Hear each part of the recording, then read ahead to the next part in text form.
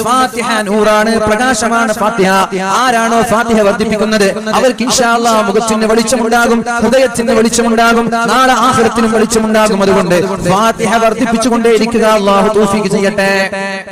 രണ്ടാമത്തേത് സൂറത്തുൽ ബഖറ, സൂറത്തുൽ ബഖറയുടെ അവസാനത്തെ ആയത്താണത്. അതാണ് ഞാൻ നേരത്തെ ഓതി വെച്ചത്. ലില്ലാഹി മാ ഫിസ് സമാവാതി വമാ ഫിൽ അർദ് വഇൻ തുബ്ദൂ മാ ഫീ അൻഫുസികും ഔ തുഖ്ഫൂഹു യുഹാസിബുകും ബിഹില്ലാഹ് തുടങ്ങുന്ന പരിശുദ്ധമായ സൂറത്തുൽ ബഖറയുടെ അവസാനത്തെ ആയത്തും അല്ലാഹു ഇറക്കിയതാണ്.